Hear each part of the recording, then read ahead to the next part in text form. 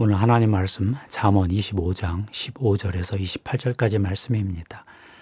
왜 지나치면 부족한 것보다 못할까 생각해 보았습니다. 현대인은 누구나 행복한 삶, 좋은 삶, 참된 삶을 원합니다. 가치 있는 삶, 삶다운 삶을 추구합니다. 성경도 하나님의 축복을 받아 번영하는 삶, 플러리싱 삶을 말합니다. 샬롬이죠. 하나님과의 관계, 사람과의 관계, 자연 피조물과의 관계, 특별히 자기 자신과의 관계가 평안한 그런 샬롬을 말합니다. 성경은 인간의 번영된 삶을 위해 두 가지 접근을 취하는데요. 하나는 거대한 이야기 형식입니다. 창세기 1장, 2장을 보면 하나님이 이 세상을 창조하시고 인간 아담에게 에덴 동산 경작을 맡기시면서 축복된 삶을 허락하셨습니다. 장엄한 이야기지요. 인간 번영에 대한 거대한 비전입니다. 다른 하나는 인간의 일상의 삶에 대한 단편적 이야기입니다. 삶의 특정한 측면에 초점을 맞추지요. 거대한 하나님은 인간의 작은 삶에도 관심이 많으십니다. 오늘 잠언 말씀은 미시적 이야기입니다. 너는 꿀을 보거든 조카리만큼 먹어라. 과식함으로 토할까 두려우니라. 16절 말씀이고요.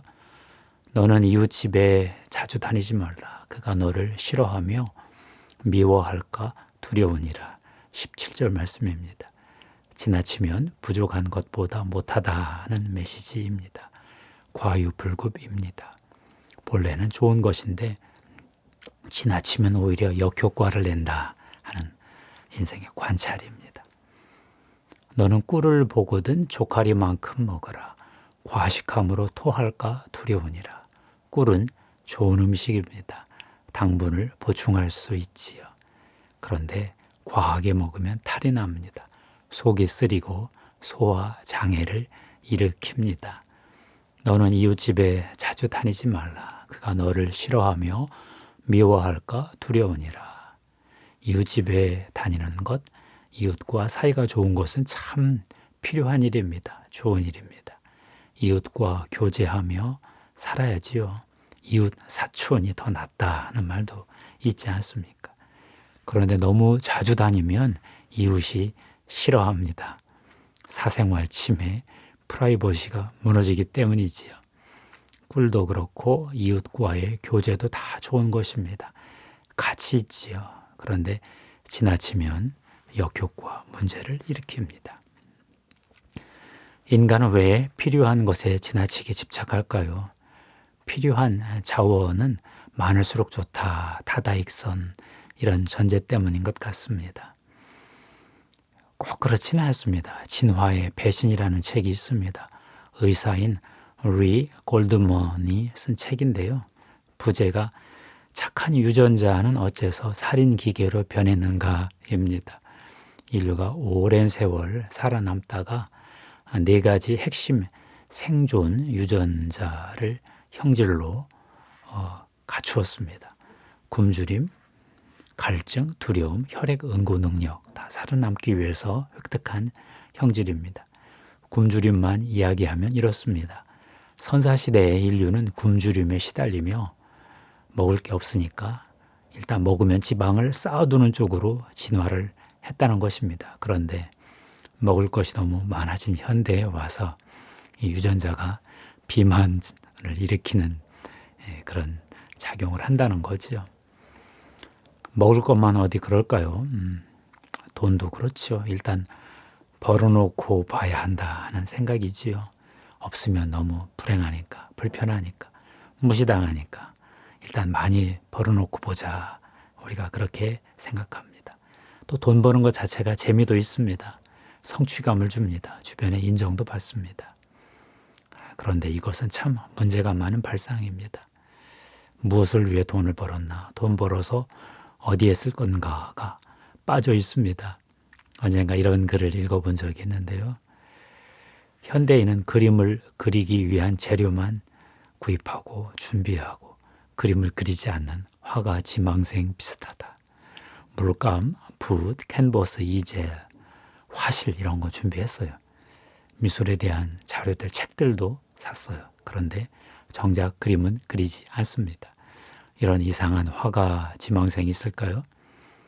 좋은 그림 도구가 저절로 위대한 화가를 만들어주는 것은 아닌데 말입니다. 현대인은 자원을 많이 확보한 사람을 성공한 사람이라고 인정합니다. 그래서 자원을 많이 확보한 사람이 되기 위해서 바쁘게 살지요. 정말 열심히 삽니다. 일만 하는 건 아니고 즐거움도 누리지요.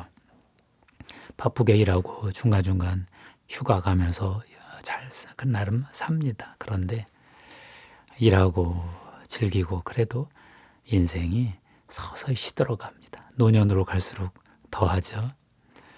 성공했을 때 그때뿐입니다. 즐거울 때 그때뿐입니다. 왜 이렇게 되었을까요? 인간은 축적해 둘수록 좋다고 생각하게 된 이유가 뭘까요? 수단을 목적으로 삼았기 때문일 것이다. 이렇게 생각했습니다. 돈은 수단이지요. 꼭 필요한 수단입니다. 없으면 정말 불행하게 되는 그런 수단인데 본질적 가치는 아닌 것 같습니다. 인간에게 지속적인 행복을 주지는 못하는 것 같아요. 수입이 늘어나면 얼마간은 행복하다고 합니다. 그렇지만 조금 더 많이 벌면 더 이상 행복하지 않다. 연구 결과죠. 어떻게 해야 되겠습니까? 우리는 다시 행복한 삶, 좋은 삶, 참된 삶에 대해서 탐구해야 됩니다. 가치 있는 삶, 참으로 삶다운 삶에 대해서 질문해야겠죠. 저녁이 있는 삶이 아니라 정말 보람 있는 삶, 궁극적인 목적과 합치된 삶을 살아야 되겠죠. 성경이 말하는 번영하는 삶, 플러리싱 삶에 대해서 말해야 되겠습니다. 하나님의 축복을 받는 샬롬의 삶에 대해서 집중적으로 생각할 때가 된 것입니다. 예수 그리스도는 창세기에 약속하신 인간의 번영된 삶을 살 수 있도록 이 땅에 오셨습니다. 우리가 풍성한 삶을 사는 것이 예수 그리스도가 이 땅에 오신 목적입니다. 도둑이 오는 것은 도둑질하고 죽이고 멸망시키려는 것뿐이요. 내가 온 것은 양으로 생명을 얻게 하고 더 풍성히 얻게 하려는 것이라. 요한복음 10장 10절 말씀이지요. 양들이 풍성한 삶을 살게 하기 위해서 심지어 예수 그리스도는 자기 목숨을 내놓으셨습니다. 나는 선한 목자라. 나는 내 양을 알고 양도 나를 아는 것이. 아버지께서 나를 아시고 내가 아버지를 아는 것 같으니 내가 양을 위하여 목숨을 버리노라. 십자가는 우리 죄만 해결하는 그런 곳이 아닙니다. 십자가는 우리에게 풍성한 삶을 열어주신 그런 거죠. 예수 그리스도는 우리에게 풍성한 삶을 살 수 있는 가능성을 십자가에서 열어놓으셨습니다. 죄와 저주, 사탄의 세력을 꺾으셨습니다. 죽음의 위력을 무마시키셨습니다. 우리가 믿음으로 예수 그리스도를 주님으로 영접하고 받아들일 때 이 모든 하나님의 축복된 삶을 살 수 있는 가능성이 우리에게 다운로드, 탑재되는 것이지요. 믿음으로 예수 그리스도가 주신 삶을 취할 수 있습니다. 그래도 믿음으로 방종된 삶을 살 수는 없습니다. 믿음으로 절도 있는 삶을 살아야지요. 요즘 다이어트 프로그램이 유행입니다. 간헐적 단식, 식물식, 채소 과일식 등 많은 그런 패러다임이 있더라고요. 기본 원리는 절식, 운동, 마음의 평화였습니다. 몸에 쓸데없이 쌓여 있는 영양소, 독소 이런 것, 지방살을 빼야 60조의 세포가 건강해지고 건강해진다는 것뿐만 아니라 병도 낫고 한다는 거죠. 어디 먹는 것만 그럴까요?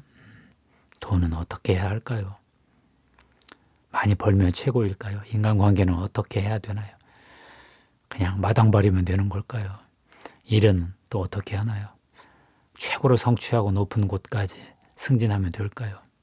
다 필요한 일입니다. 그런데 아무리 봐도 수단이지 목적은 아닙니다. 하나님 나라가 목적입니다. 우리 인생의 목적은 하나님이 만드신 하나님 나라의 삶을 사는 것, 하나님 나라에 참여하는 것입니다. 하나님이 하나님 나라에서 인간에게 허락한 약속된 축복이 있습니다. 번영된 삶, 축복의 삶, 하나님을 사랑하고 이웃을 사랑하는 삶, 특별한 일만 재미있는 것이 아니라 평범한 일도 재미있는 삶, 일하며 즐기는 삶, 일해서 남 돕는 삶, 자연 생태계를 돌보는 삶, 지구 전체 문제도 기도하는 삶, 이 지구촌 전체를 하나님이 거하시는 성전으로 문명으로 만드는 삶, 이런 거죠. 카이스트 이민화 교수라는 분이 있었습니다. 2017년 대한민국의 4차 산업혁명이라는 책을 쓰시고 안타깝게도 2019년에 66세의 나이로 돌아가셨어요. 우리나라 벤처 1호라는 분이었는데 이분 강의와 책을 통해 미래 문명을 예측할 수 있었습니다. 이민화 교수는 4차 산업혁명을 온라인 to 오프라인, 온라인과 오프라인이 통합된 세계다 이렇게 설명을 하셨어요. 현실 세계와 가상현실이 인간을 중심으로 융합하는 혁명이다. 이런 표현도 했고요. 사이버 피지컬 시스템, 사이버 세계와 물질계가 하나의 시스템으로 통합된 어떤 그런 문명 이렇게 봤어요. 이분은 1차, 2차, 3차 산업혁명을 재미있게 설명하셨어요. 1차 산업혁명은 증기 에너지와 기계기술, 증기기관, 기계 통해서 인간의 생존 욕망을 충족시켰다. 2차 산업혁명은 전기 에너지와 컨베이어 벨트, 대량 생산 기술로 인간의 안정의 욕망을 충족시켰다. 3차 산업혁명은 반도체, 컴퓨터, 인터넷 이런 정보 기술로 인간의 사회적 연결 욕망, 소속 욕망을 충족시켰다. 그러면 4차 산업혁명은 뭐라고 말씀하셨을까요? 4차 산업혁명은 정말 특이한 신기술이 많지요. ICBMA, 사물인터넷, 클라우드, 빅데이터, 모바일, 인공지능, 가상증강현실, 여기에 핀테크, 블록체인 등 정말 어마어마한 신기술들이 나오고 있습니다. 이런 신기술로 4차 산업혁명은 자기 존중, 자기 표현, 자아 실현의 욕구를 충족시킨다는 것입니다. 에이브러햄 매슬로우의 욕구 충족 5단계 그 모델을 쓰신 거죠. 4차 산업혁명이 이제 10여 년 안에 올 텐데 그때가 되면 자기를 표현하고 자아를 실현하는 어떤 그런 욕망을 채워주는 일자리들이 급증할 것이다. 이렇게 전망을 했습니다. 우리가 아는 인공지능이나 빅데이터 기술이라는 것 직업을 가질 수 있는 분들은 10% 정도라고 보고요. 나머지들은 다 이런 개인화된 맞춤형, 온디맨드 그 욕구를 충족시켜주는 일자리일 것이다. 개인별 욕구 충족을 해줄 수 있는 직업 일자리들이 늘어날 것이다. 이렇게 전망을 했습니다. 단순 반복 노동은 단순한 것이든 복잡한 것이든 로봇과 인공지능에게 다 돌아가고 인간은 일과 놀이가 결합된 창조적, 감성적 일을 하게 될 것이다. 놀이와 문화가 통합될 것이다. 이렇게 전망을 했습니다. 그러나 여전히 질문은 남지요. 무엇이 자기 표현이고 무엇이 자아 실현일까요? 무엇을 위한 자아 실현일까요? 성경은 아무리 봐도 하나님이 기대하시는 하나님 나라에서 번영하는 삶 이외에 다른 비전을 주지 않습니다. 미래 문명도 수단의 차원이지요. 목적은 영원한 하나님 나라입니다. 무슨 신기술이 동원되고 무슨 새로운 엄청난 미래 문명이 와도 다 하나님 나라에 번영된 삶을 위한 것이어야 하겠지요. 어떤 미래가 와도 살아야 될 삶의 목적과 이유가 뚜렷해야 되겠지요. 잘 대비는 하되 기술은 그냥 수단일 뿐이고 그걸 가지고 어떤 번영된 삶을 살 수 있을까? 나뿐만 아니라 내 이웃과 더불어 사회적 약자들에게 기회를 주는 그런 삶을 열어줄 수 있을까? 이런 고민이 필요한 때라고 봅니다. 기도하겠습니다. 하나님 아버지 감사합니다. 인간에게 필요한 여러 가지 선물들을 주신 것을 감사합니다. 그러나 이것들은 다 수단들이고 하나님이 주신 축복의 삶, 언약의 삶, 번영하는 삶을 살 수 있도록 그 목적에 조율되도록 저희들의 인생을 축복하옵소서. 하나님 감사합니다. 우리에게 그런 번영된 삶을 살게 하기 위해서 예수 그리스도를 이 땅에 보내시고 십자가에서 죽게 하시고 성령의 기름 부음으로 함께 해주셔서 감사합니다. 하나님의 말씀을 따라 언약을 이루고 축복된 삶을 살며 하나님 안 믿는 사람들에게 증인이 되고 증거가 되는 복된 삶 되게 하시옵소서. 우리 구주 예수님의 이름으로 기도하옵나이다. 아멘.